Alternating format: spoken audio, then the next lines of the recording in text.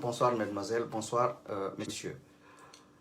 Je voudrais vous dire tout simplement à l'entame de ce live de ce 4 septembre 2021 que mon complice positif, mon frère et ami Fama Kanté et moi sommes très heureux de vous retrouver nombreux ce samedi pour un autre numéro de ce live en duo qui vous parviendra désormais 2 fois au moins par semaine en fonction de l'actualité. Et nous allons nous battre pour vous satisfaire dans l'objectivité et l'honnêteté morale et intellectuelle, sans haine ni passion, encore moins un quelconque règlement des comptes à l'endroit de qui que ce soit. Exactement. Nous nous efforcerons aussi à mériter votre confiance et votre fidélité. Ceux qui s'inscrivent dans le contre-courant de la trajectoire que nous nous sommes tracée et des objectifs et la rigueur que nous nous imposons pour jouer notre partition dans l'édification, bien sûr, d'une Guinée unie, prospère et pleinement ancrée dans le principe du jeu démocratique sont toujours les bienvenus aussi parce qu'il faut toujours la contradiction. Exactement. La démocratie, le socle, c'est la contradiction. Donc nous vous faisons la promesse ferme de nous amender au fil des jours et mois qui suivront avec à la clé des révélations croustillantes que vous ne trouverez nulle part ailleurs. Alors, sans le devoir de critiquer, nous n'avons alors nullement le droit aussi de flatter quiconque. Nous n'avons d'ailleurs pas besoin de flatter les gouvernants, puisque c'est leur devoir régalien de toujours bien faire. Ce qui est bien fait, nous n'avons pas besoin de le dire, parce qu'ils sont là pour ça. C'est lorsque le contrat social qui lie les gouvernants au peuple n'est pas honoré que nous devons monter au créneau pour exiger la mise à l'heure des pendules. Exactement. Nous n'avons rien contre personne. Nous nous acquittons d'un devoir patriotique. Et pour écourter le temps de nos lives, au risque d'abuser de votre temps, que nous savons très précieux d'avance, nous allons nous employer désormais à structurer nos lives, tels que nous le faisons aujourd'hui, pour y éviter trop de répétitions. Nous avons fait des prises de notes désormais pour que le message soit propre et clair, sans animosité, sans passion. Et donc, comme je vous le disais donc, nous allons essayer de minimiser les temps morts et autres déchets dans nos propos. C'est donc l'union qui fait la force. Voilà la raison pour laquelle mon frère Fama et moi avons choisi de travailler en synergie d'action pour être plus fiables et efficaces. Et nous vous remercions de votre bien aimable attention. Et sans plus tarder, passons aux choses très sérieuses. Exactement. Et pour aborder le premier thème de notre entretien de ce samedi, portant sur le massacre du 28 septembre, mon frère Fama et moi voudrions vous assurer de notre ferme volonté de vous servir face à la lenteur enregistrée dans le traitement du dossier, une manière pour nous d'éclairer les lanternes des parents des victimes, mais aussi et surtout celle de l'opinion nationale et internationale. C'est justement dans cette dynamique que nous allons décortiquer ce fameux dossier du 28 septembre à travers des épisodes que nous allons vous servir au fur et à mesure. Nous entamons ce feuilleton par l'épisode numéro 1 qui est celui de ce samedi que nous tenons présentement. Exactement. Nous voudrions d'avance remercier tous ceux qui et toutes celles qui sont en train de nous révéler de leur confiance en nous fournissant des informations cruciales en toute discrétion. Nous prenons l'engagement solennel de mériter leur confiance et de les protéger en tant que source d'information. Même au prix de notre vie, nous n'allons pas dévoiler nos sources, soyez rassurés. Je l'ai déjà fait en Guinée. Si je dévoilais mes sources d'information, je serais déjà en Guinée aujourd'hui, puisque c'était la demande que M. Alpha Condé m'a faite lorsque la délégation de mon village était venue le voir pour qu'il me laisse retourner en Guinée. Il leur a dit 2 choses, que je lui présente des excuses publiques et que je dise que ce sont des opposants qui m'ont fait dire des choses contre lui et qui n'étaient pas fondées. Et la deuxième chose, c'était, à un moment donné, comme il savait que j'étais un peu en difficulté à Dakar, en difficulté financière, alors donc j'étais malade, il a demandé aux intermédiaires, c'est-à-dire aux médiateurs entre lui et moi, que je puisse lui dévoiler mes sources en toute discrétion, qu'il ne fera du mal à personne. Il m'a proposé une enveloppe financière. Je crois que le consul de Guinée à Dakar est témoin, M. Condé, il peut témoigner. Et donc, c'est un ami à M. Alpha Condé parce que celui-ci vivait au Gabon et c'est lui qui était le premier responsable du RPG au Gabon. Et une fois à la retraite, il est rentré au Sénégal et puis M. Alpha Condé l'a nommé comme consul à l'ambassade de Guinée au Sénégal. Il peut vous dire beaucoup de choses, quand bien même que c'est le même M. Condé qui a piloté aussi l'opération qui consistait à me faire kidnapper à l'ambassade, dans les locaux de l'ambassade de Guinée au Sénégal, avec la complicité bien sûr d'une dame qui est morte, donc je ne vais pas réveiller les chats qui dorment. Alors, donc c'est pour vous dire que si je dévoilais mes sources, je serais revenu en Guinée aujourd'hui. Si j'avais présenté des excuses à M. Alpha Condé, je serais revenu. Donc ce n'est pas aujourd'hui que cette stratégie de M. Alpha Condé de demander aux gens de présenter des excuses a commencé. Ça a commencé par moi-même. Alors, donc, ça n'a pas commencé aujourd'hui, et donc, moi, je ne le ferai pas. De toute façon, il faut savoir aussi que M. Alpha Condé est pris en otage. Il n'est pas quasiment responsable de tout ce qui se passe. C'est parce que c'est un système qui est là maintenant. Lui-même, il est pris en otage, il ne peut plus s'en sortir. Ben, il est pris par un système. Et là, il faudrait que nous commencions à nous tourner vers les piliers de ce système. C'est le système. Parce qu'on a compris que M. Alpha Condé lui-même, il est pris en otage par un système, des gens qui se positionnent déjà pour la succession. Il y a plusieurs clans déjà qui se battent pour la succession. Alors donc, je vous disais que nous ne livrerons jamais nos sources pour quelque motif que ce soit, et nous éviterons également la corruption pour demeurer crédibles. Nous n'allons jamais nous laisser acheter. On va continuer la lutte pour mériter votre confiance. Alors, l'épisode numéro 1 aujourd'hui porte sur le massacre du 28 septembre. Alors, confortez votre position d'écoute, parce que ce que je vais dire, sincèrement, je ne sais pas, c'est ahurissant, c'est pathétique. Alors, je disais que dans notre précédent live, nous vous avons tenu en haleine quant à l'emplacement de la plus grande fosse commune située à Faban, derrière la piste d'atterrissage de l'aéroport international de Conakry-Bessia. Après cette première révélation, nous avons été contactés par d'autres militaires patriotes, témoins oculaires des faits, pour nous filer certaines précisions de taille. Là-dessus, faut-il préciser que l'actuel ministre de la Santé et un certain Edouard Théa, actuellement en poste dans une ambassade de Guinée à l'étranger, tous deux très proches du capitaine Dadis et de M. Papakoli Kourouma au moment des faits, sont profondément impliqués dans cette histoire de charnier formé de camions appartenant au richissime homme d'affaires KPC, mais conduits par des militaires pour drainer plusieurs centaines de corps vers des fosses communes, dont la plus grande est située derrière la piste de Bessia. Un charnier, ce sont des camions, lorsqu'il y a massacre dans un pays, lorsqu'il y a la répression sanglante, meurtrière d'une manifestation dans un pays, comme cela est régulier en Afrique. Donc un charnier, ce sont les véhicules remplis de cadavres qu'on cache aux gens et puis qu'on va jeter. C'est ce qu'on appelle charnier. Exactement. Alors donc les autres ont été... ils ont pris un échantillon de 157 ou 156 personnes. Donc les corps ont été exposés à la mosquée Faisal, alors que ça ne constitue peut-être que le quart du nombre de personnes tuées.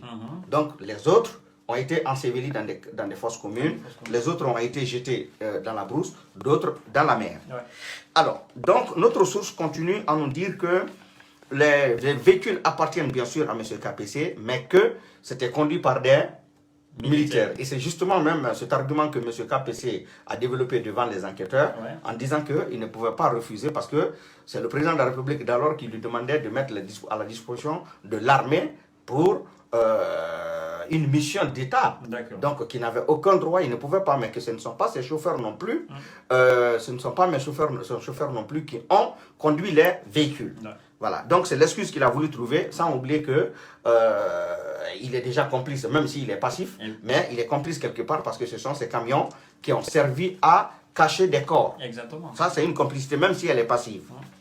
Et il savait naturellement que, voilà, on empruntait les camions pour transporter des cadavres. Voilà. Alors, donc, selon nos informateurs, il existerait bien d'autres sites de fosses communes. Donc, ce n'est pas seulement Faban, qu'il y a bien d'autres, 2 ou 3 comme ça.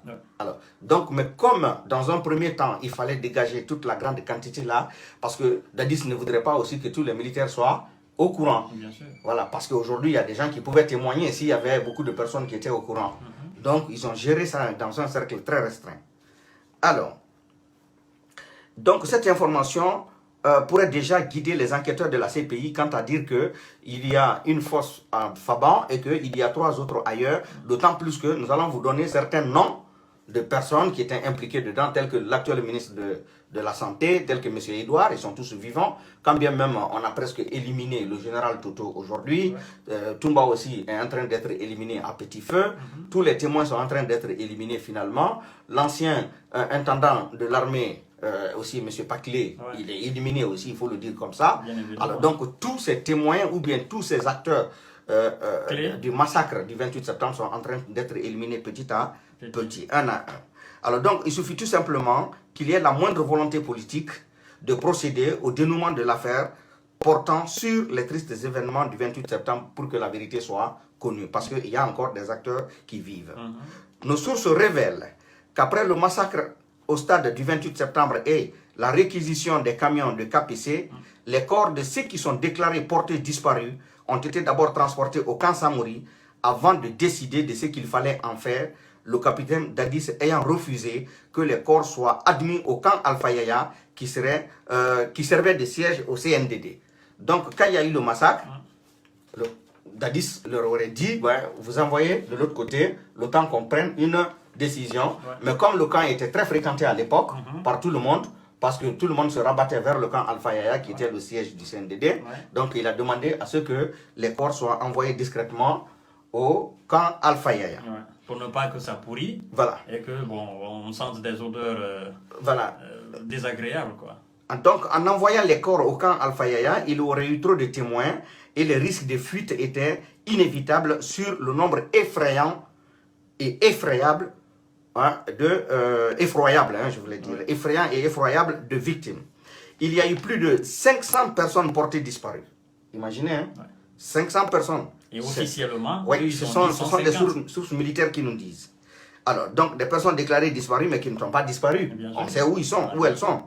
Alors, donc, les 100 et quelques corps présentés aux parents des victimes ne représentent que le quart du nombre total de personnes tuées ce 28 septembre très sombre. Au niveau du camp Samori également, ce n'étaient pas tous les militaires qui avaient accès au corps Ouais. qu'on a dissimulé. On craignait toujours la fuite. Les deux camions charniers dont le contenu a été déversé dans la fosse commune de Faban ont été discrètement stationnés dans un premier temps dans l'enceinte de l'ancienne résidence de feu général Lansana Conté et placés sous le contrôle d'Edouard Théa. Alors, donc quand on a fini de remplir ces deux camions, ils sont allés les stationner, pas sur la place de du camp, camp. là. Ils sont allés dans la résidence de l'ancien président de la République, Lansana Conté, Ouais. qui est très sécurisé, Qui n'était pas et accessible donc à tout le voilà, monde. qui n'était pas accessible à tout le monde. Ouais. Que donc c'est là-bas que les camions ont été stationnés, le temps que les fossoyeurs finissent de creuser la fosse commune derrière la piste. Derrière la piste. Voilà, donc Faban. de Faban. Ouais. Donc c'est quand tu étais prêt pour ne pas que le véhicule traîne et que derrière Faban, parce qu'il y a des riverains Bien évidemment. qui pouvaient aussi les surprendre, donc il fallait s'assurer que tout est prêt et la nuit maintenant, ils sont allés déverser. Donc les corps n'ont pas été déversés la journée, Ouais. c'est très tard dans la nuit. Donc le temps d'attente, les corps étaient à la résidence de Lansana Conté, l'ancienne résidence de Lansana Conté qu'ils ont sécurisée et c'est pas tout le monde qui avait accès lorsque les deux camions ont été stationnés là. Et donc ces deux camions étaient placés sous le contrôle de monsieur Edouard Théa qui est actuellement en poste en Angola au niveau de l'ambassade de Guinée. Alors, et puis, donc ce n'est pas tout le monde qui avait accès aux deux camions, Bien sûr. selon toujours nos sources militaires qui étaient présents aussi sur place. Donc le ministre de la Santé d'alors, le colonel Chérif Gabi, était allé voir les corps dans la cour de l'ancienne résidence du général Lansana Conté en déclarant ceci. Je cite ce que le ministre a dit. Personne ne vous a dit d'aller au stade. Vous vous êtes entêté et voilà le résultat. Fin de citation. Après avoir prononcé ces mots, le ministre, en guise de moquerie, avait même craché sur certains corps et donné des coups de pied à d'autres corps. Voilà. Donc il est venu, tellement il est content, mission accomplie, Ouais. il crache sur des corps et il avait donné encore des coups de pied à d'autres. Ok. Alors, c'était en présence aussi de M. Cheikh Sidia Diabaté, qui vit. Et je vais vous montrer tout de suite M. Cheikh Sidia Diabaté, Ouais. qui était le responsable à l'époque des services de renseignement de l'armée. Et donc, lui aussi, il était présent ce jour. Il était présent lorsque le ministre agissait de la sorte, sauf que il n'a pas voulu... voilà M. Cheikh Sidia. Le voilà. C'est lui. M. Voilà. Cheikh Sidia Diabaté. C'est ce dernier-là. Voilà. Donc c'était lui qui était chargé des services de renseignement de l'armée à l'époque, et il a assisté à toutes les opérations. C'est curieux que lui, il ne soit pas inculpé aujourd'hui. C'est curieux qu'il ne soit pas inquiété, alors que il a beaucoup d'éléments, il a beaucoup d'informations à fournir. Je ne sais pas pourquoi est-ce que on ne peut pas l'interpeller, d'autant plus que il est en vie, il n'a rien et il est là. Alors donc, le ministre a prononcé ces mots sans que M. Cheikh Sidia Diabaté ne s'en émeuve. Il était en ce moment chef de service de renseignement militaire de l'époque, qui ne s'est même pas indigné suite à l'attitude païenne de M. Diaby. Pour mieux comprendre ce qui s'est passé sur les charniers cachés dans l'enceinte de la résidence du feu général Lansana Conté, et connaître l'emplacement exact de la fosse commune qui a accueilli ces 2 camions à Faban, parce qu'on sait que c'est à Faban, mais on ne connaît pas l'emplacement exact. Pour le connaître aujourd'hui, on a donné des noms déjà. Si le gouvernement veut, si la CPI veut, ils peuvent déjà traquer M. Cheikh Sidia Diabaté, ils peuvent traquer l'ancien ministre de la Santé, ils peuvent traquer l'actuel ministre de la Santé, qui était impliqué dans ce charnier. Exactement. Voilà, donc les 3 personnes, ils connaissent parfaitement où se trouvent les choses. Alors, ce sont les corps moins déchiquetés, parce que là, vous savez qu'ils ont tiré sur la population comme si c'était des gibiers. Bien sûr. Alors, donc, il y a des corps qui étaient complètement déchiquetés. Donc, les corps qui étaient moins déchiquetés et n'ayant pas trouvé de place dans les camions stationnés chez le général Lansana Conté qui ont été emballés, donc ce sont les corps qui n'étaient pas déchiquetés, qui ont été emballés par le général Rémy et son équipe, qui ont été bien emballés pour éviter toute suspicion. Et certains ont été embarqués dans des hélicoptères et jetés en mer, d'autres jetés dans la nature. Et il y a eu aussi d'autres personnes qu'on a ramassées après. Donc quand les gens ont vidé les lieux, dans un premier temps, il y a eu un premier ramassage. Il paraît qu'il y a eu un deuxième ramassage de corps. Ces corps-là maintenant aussi sont dans d'autres fosses communes. Il y a même un riverain qui nous a encore envoyé vers la piste de, je ne sais pas si c'est Matoto ou en tout cas quelqu'un qui a indiqué des trucs comme ça. Donc, mais si on met la main sur ces personnes-là aujourd'hui, c'est très facile que toutes les fosses communes soient identifiées. Alors, je continue. Il ne fallait pas associer, c'est-à-dire que dans l'entendement de M. Dadis, il ne fallait pas associer trop de militaires à cette opération de dissimulation et d'ensevelissement de corps. Donc, il n'y avait que des hommes de confiance du capitaine Dadis, histoire de ne pas livrer les vraies statistiques du massacre et les emplacements exacts des fosses communes. On continue. En ce qui concerne l'identité des tireurs, voilà. Là, on sait maintenant les personnes qui ont géré les charniers, mais les tireurs aussi. Ceux qui ont tiré. Voilà, parce que on peut considérer que ceux qui ont géré les charniers n'ont géré que... après la tuerie. Après la tuerie, c'est la conséquence. Bien sûr. Il y a le principe de causalité. Bien sûr. La cause d'abord, ça, c'est ceux-là qui ont massacré.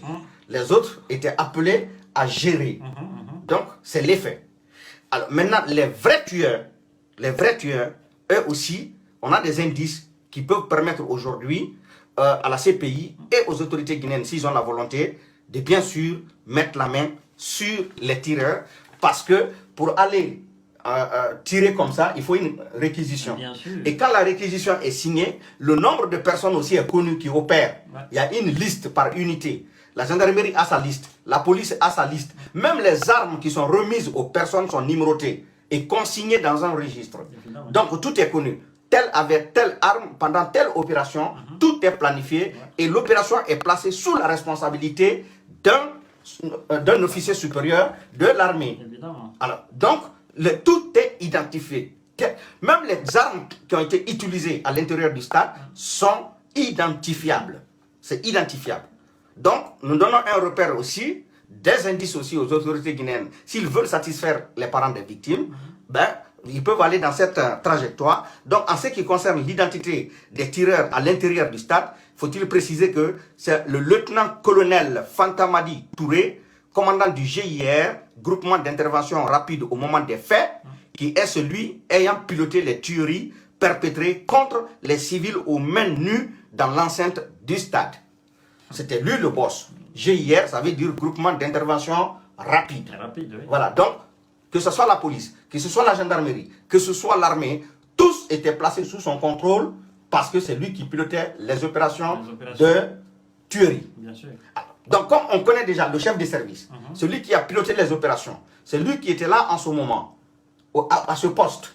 Il est censé connaître tous les éléments, unité par unité, personne par personne, arme numéro par numéro. Donc, il est vivant. Moi, je crois que le problème était très simple. Il suffit aujourd'hui de mettre la main sur lui pour qu'il dise quelles sont les personnes qui ont été déployées dans le stade le 28 septembre. Ils peuvent pas, on ne peut pas mettre la main sur lui parce que ce dossier, c'est le dossier le plus lourd de la guerre. Alors, je vais vous montrer aussi, je vais vous montrer, monsieur Fantamadi Touré, le lieutenant-colonel. Voilà le lieutenant-colonel Fantamadi Touré. Là. Voilà. Vous avez la photo du monsieur. Voilà, vous avez la photo.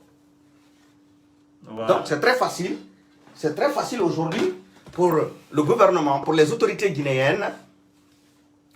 Pour les autorités guinéennes, s'ils ont vraiment la volonté de satisfaire les parents des victimes, ben, ils ont toutes les pistes. Évidemment. Si toi et moi, nous le savons aujourd'hui, monsieur, le gouvernement le sait. Bien sûr, le gouvernement le sait. C'est qu'il y a un manque de volonté politique. Bien sûr. Il y a un manque de volonté. Sinon, s'il y a aujourd'hui la moindre volonté politique, les gens sont là, les coupables sont là. Ben, il suffit aujourd'hui d'ouvrir le procès. Exactement. Ou bien de passer le dossier à la CPI si la Guinée n'a pas les moyens. Non, mais on ne peut pas passer les dossiers à la CPI. Bah, comment tu veux? De toute façon, s'ils ne veulent pas. Ouais. Ok.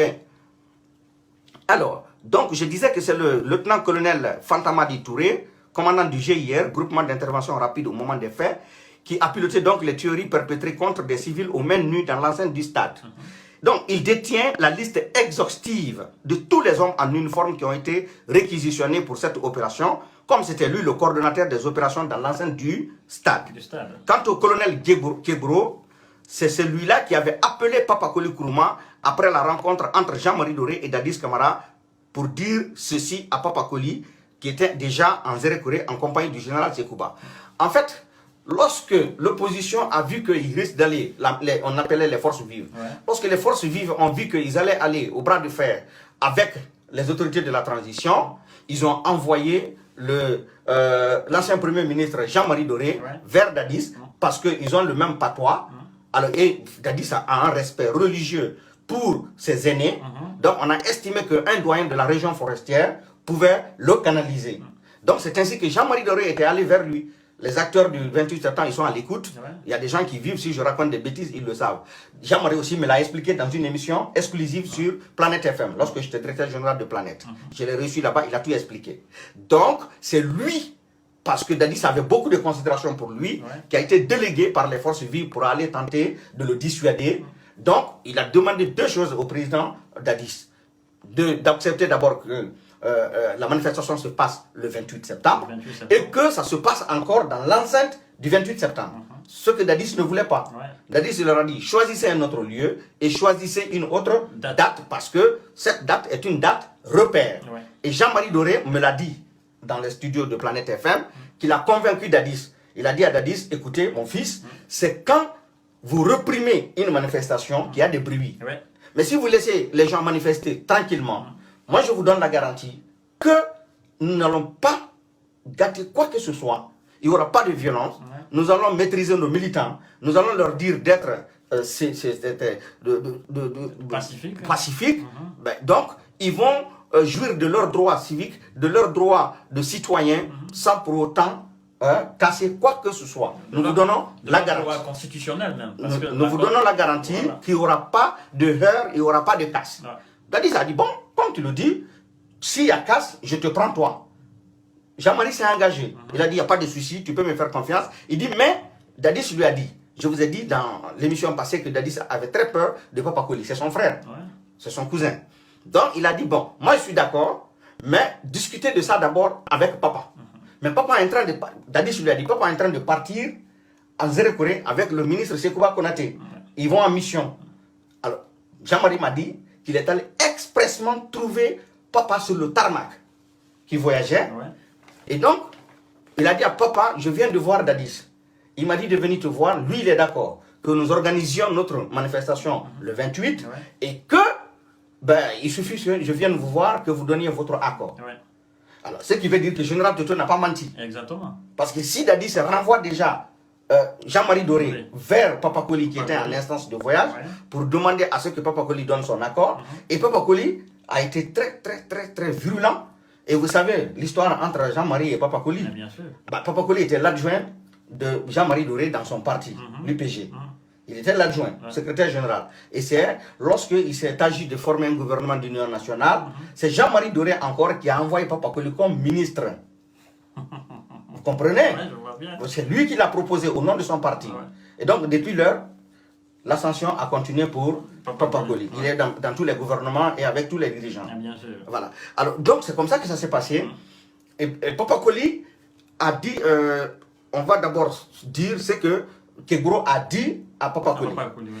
En fait, Papa Koli était sur le tarmac, il est parti. Jean-Marie l'a trouvé. Il a dit à Jean-Marie, si vous sortez, on va vous massacrer. Papa Koli a dit non, le président a donné son accord. Il dit ça n'engage que lui. C'est moi qui te dis, si vous sortez, on va vous massacrer. Et effectivement, ils ont massacré. Ouais. Rien qu'à cause de ces mots, Papa Koli est poursuivable. Bien sûr, bien Voilà. sûr. Et c'est à cause de ça qu'il est inculpé. Parce que d'abord, il a désobéi le président. Ok? Il a pris une décision Voilà. à lui seul. Et il était avec le ministre de la Défense, Ouais. qui n'a rien dit. Voilà. Donc lui, il se croit tout permis. Ouais. C'est quoi, il est très intelligent. Hein. Il n'a rien dit. Il a vu Jean-Marie discuter avec Papa Koli. Il n'a rien dit. Sekouba est là, hein. Je vis avec lui, on se fréquente, c'est un ami. On se fréquente, ben, il peut me démentir. Ouais. Il a vu Papa Koli discuter avec Jean-Marie Doré, mais il ne s'est pas intéressé. Ouais. Et il faut décortiquer un peu. Oui, je Parce sais. que Sekouba était ministre de la Défense. À l'époque. Papa Koli est Ministre de l'Environnement. ministre de l'Environnement. Le plus puissant. Exactement. Voilà. C'est cette Alors, précision-là. donc, qu'il faut la porter. donc, lorsque Papa Koli est arrivé en Zérékoré et que Dadis est dit à l'autre là de sortir, après il a appelé maintenant Kebro pour dire à Kebro, bon, je me suis entendu avec Jean-Marie Doré, ne tirez pas sur les gens, encadrez la manifestation, laissez-les manifester, ne tirez sur personne, et chose. Kebro sort maintenant du bureau de Dadis, pas content, parce que Dadis ne veut pas la répression. Ouais. Voilà pourquoi Kebro aussi est inculpé. Il sort, il appelle Papa Koli, qui est déjà en Zérékoré. Ouais. Voilà ce qu'il a dit à Zérékoré, à Papa Koli. Papa Koli. Monsieur le ministre, il faut que vous appeliez votre frère Dadis. Il vient de faire preuve d'une grosse naïveté en acceptant la tenue de la manifestation à la date historique du 28 septembre et au stade du 28 septembre. Il a donné des ordres de ne pas réprimer la manifestation, oubliant que celle-ci pourrait attirer l'attention de la communauté internationale, capable de nous mettre la pression pour céder le pouvoir aux civils. Le président a été convaincu par Jean-Marie Doré, qui lui a dit que si Dadis laissait les forces vives tenir leur meeting à la date et au lieu prévu, que le président aurait fait montre d'un vrai démocrate qui sera apprécié par la communauté internationale. En outre, Jean-Marie Doré a pris l'engagement que tout se passera dans les meilleures conditions et que les militants et sympathisants des forces vives ne commettront aucun acte de violence ou de casse. C'est être naïf de croire aux propos de Jean-Marie. Fin de citation. C'est ce que Kebro a dit à Papa Koli. Papa Koli. On est d'accord? Oui, bien sûr. Et je vais vous dire autre chose parce que cet entretien téléphonique s'est passé, encore le ministre de la Défense était là. Il n'a rien dit. Toujours Sekouba. Toujours, il n'a rien dit. Ouais. Ok. Il a été très intelligent hein, dans cette affaire. Et Bon, je ne sais pas si ça c'est intelligent ou pas. respectueux en plus. Bah, mais il a été très stratégique. Ouais, ouais. Voilà. Il a été très stratégique. En réponse aux explications de Tchéboro, Papa Koli déclara. Voilà ce que Papa Koli a répondu à Tchéboro. Avant mon départ de Conakry, Jean-Marie m'avait rejoint sur le tarmac de l'aéroport. En présence du ministre de la Défense qui m'est témoin, je lui ai dit que le contenu de son entretien avec Dadis n'engage ni le gouvernement ni le CNDD et que s'il sortait, on allait les massacrer puisque Dadis ignore la gravité de cette entente entre lui et Jean-Marie Doré. Jean-Marie veut le tourner dans la farine et puis faire récupérer le pouvoir par les civils. Je vais appeler le général Toto pour lui demander de signer la réquisition afin que la manifestation soit reprimée au cas où ces faux leaders s'entêteront d'organiser leur meeting de provocation à une date historique et au stade du 28 septembre.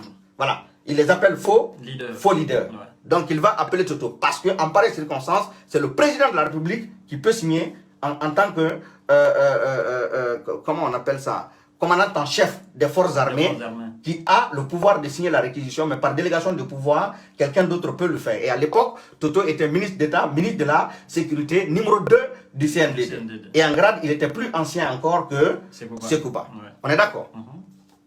Alors donc, voilà ce que Kebro a dit. En réponse, donc, Papa Koli, je viens de vous dire que Papa Koli leur a dit que Dadis lui a proposé de choisir une autre date et un autre lieu. Il a refusé. Donc, Jean-Marie Doré cache quelque chose derrière la tête. Son groupe de leaders et lui-même nous trouverons sur leur chemin. Ouais. Voilà ce que Papa Koli a dit. Alors, à peine qu'il a raccroché Kebro, Kebro au téléphone, Papa Koli a alors appelé le général Toto avec un numéro masqué. C'est là-bas le problème. Tu sais, à l'époque, tu peux masquer ton numéro pour faire un appel et puis tu enlèves encore. Bien sûr. Voilà. Même aujourd'hui, on peut le faire. Ok. Donc, il a masqué son numéro pour appeler le général Toto. Donc, c'est par sa voix que le général Toto l'avait reconnu. Il avait alors instruit le général Toto de signer la réquisition de l'armée au motif que Dadis est naïf. Ainsi dit, ainsi fait. C'est ainsi que l'armée a reçu l'ordre de réprimer la manifestation dans le sang. La suite, vous la connaissez tous. Et face aux enquêteurs de la CPI, lorsque Papa Koli a été invité, je vous ai expliqué ça la semaine passée, il a tout nié.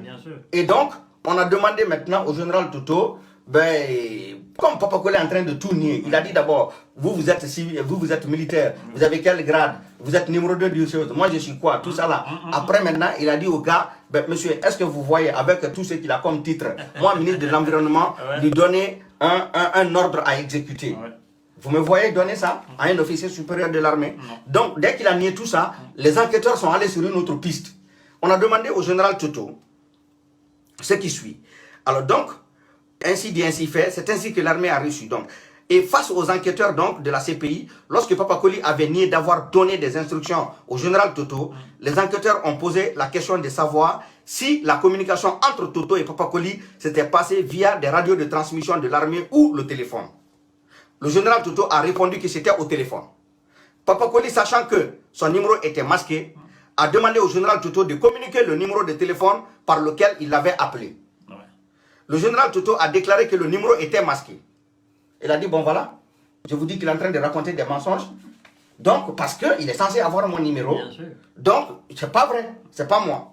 Et quand il a dit ça, ensuite, les enquêteurs, parce qu'ils sont autorisés d'aller vers les opérateurs de téléphonie pour prendre le listing, le répertoire des appels. On appelle ça l'historique. Alors donc, ensuite, les enquêteurs ont demandé la date et l'heure de la communication. Effectivement, le général Toto a été très attentif. Il a donné environ l'heure à laquelle il a été appelé. Et puis, son numéro qu'il utilisait à l'époque, il a donné. Et les enquêteurs se sont rapprochés de l'opérateur de téléphonie. Effectivement, ils ont sorti l'historique de ces appels.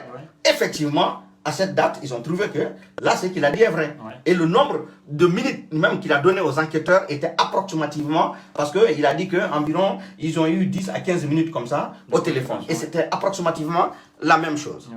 Donc, ensuite, les enquêteurs ont demandé, effectivement, à travers les indications fournies par le général Toto, les enquêteurs ont procédé à l'impression de l'historique des appels du général Toto à la date indiquée et se sont rendus compte de la mauvaise foi de Papa Koli.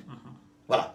Donc, les enquêteurs se sont rendus compte de... Parce qu'il peut masquer, hein, mais l'opérateur peut donner le numéro. Bien sûr. Voilà. Alors, donc, ils se sont rendus compte de sa mauvaise foi. Et donc, c'est ainsi que Papa Koli a été inculpé par les enquêteurs.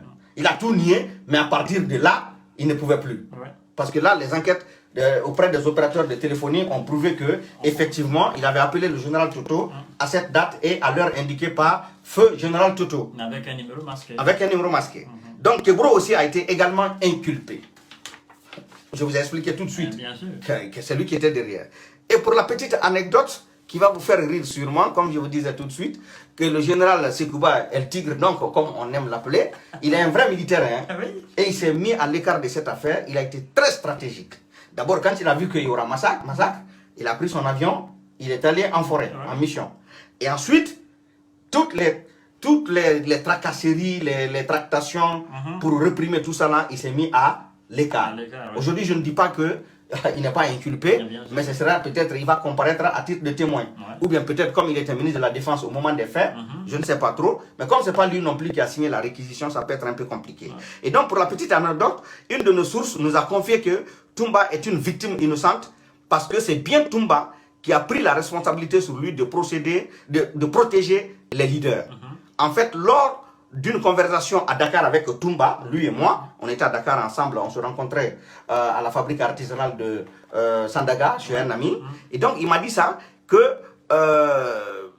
il m'a dit que Dadis était dépassé par l'ampleur des événements et qu'il était très proche de Dadis au moment des faits et que lui, Toumba, alors il a réalisé que l'assassinat des leaders pouvait énormément coûter cher à Dadis. C'est ainsi qu'il a protégé les leaders. Et les leaders, moi-même, le président Selou m'a dit que Dadis les a protégés. Eux-mêmes, ils ont fait. Ils l'ont dit. Voilà. Les leaders ont dit que Toumba les a protégés. Ils ont tous reconnu que Toumba les a protégés. Que nous étions Toumba, ils seraient tous morts. Ils seraient tous morts. Ouais. C'est Toumba qui s'est interposé à l'équipe de Kegoro. Voilà, pour les protéger. J'ai eu Toumba, il me l'a dit de vive voix. Et c'est pour cela que Toumba dit que pour qu'il parle, il faut que les frontières soient fermées. Pour qu'il parle. Oui. Voilà. Donc on a passé 3 ans ensemble à Dakar, je ne peux pas tout dire, parce qu'il est d'abord en prison, je ne voudrais pas l'enfoncer, mais si Toumba parle, là, ce serait mauvais. Mais ce qu'il faut savoir d'abord, si Khalil, le général de Mathias Tambaleno, le groupe de Mathias a été liquidé rapidement, ben, qu'est-ce qui va empêcher Alpha Condé de liquider Toumba s'il demande également qu'on ferme toutes les frontières? Voilà. Et une autre source encore révèle que Papa Collé avait appelé le général Toto pour lui demander de signer la réquisition et que Papa Collé était assis côte à côte avec le général Konaté. Je vais vous faire rire. Et lorsque Papa Collé a voulu remettre le téléphone au général Sekouba pour que celui-ci l'appuie pour donner des instructions au général Toto, le général Sekouba aurait répondu en ces termes. Il a dit, bon, mon général, comme tu es là, tu peux lui parler. Le général a dit, papa. Il a dit, papa. Ça, réglez ça entre vous. Moi, je suis numéro 3 du CNDD. Toto est numéro 2. Je ne peux pas m'arroger le droit de lui donner des ordres, d'autant plus que même en grade, il est plus ancien que moi. Toi, tu es civil, tu peux le faire. Moi, je me dois de respecter les règles militaires. Ouais. Voilà, c'était la réponse de ces quoi. Il a dit, réglez ça entre vous, papa. Réglez ça entre vous. Donc, ayant été rusé, voilà aujourd'hui le général Sekouba n'est nullement inquiété dans cette rocambolesque affaire. Non seulement il a intelligemment quitté Conakry la veille des exactions, mais il a également refusé toute implication à distance alors qu'il était le ministre de la Défense. Donc le général Sekouba vit actuellement en France, on se voit régulièrement comme je l'ai dit lui et moi, donc il peut me démentir si besoin en était. Ouais. Ce que je dis c'est parce que je suis conscient que ça s'est passé. Bien sûr. Voilà, il peut me démentir si besoin en était. Et moi-même je peux passer le démenti. Voilà, c'est pour vous dire que ce que je dis, il est réel. À présent, la justice guinéenne ne se bouge pas et les autorités guinéennes se refusent à transmettre le dossier à la CPI. Les personnes officiellement inculpées continuent d'occuper de hautes fonctions dans l'administration civile et militaire guinéenne. Pendant ce temps, les parents des victimes souffrent énormément dans leur chair. Et chers amis, chers auditeurs, nous y reviendrons prochainement avec plus de détails.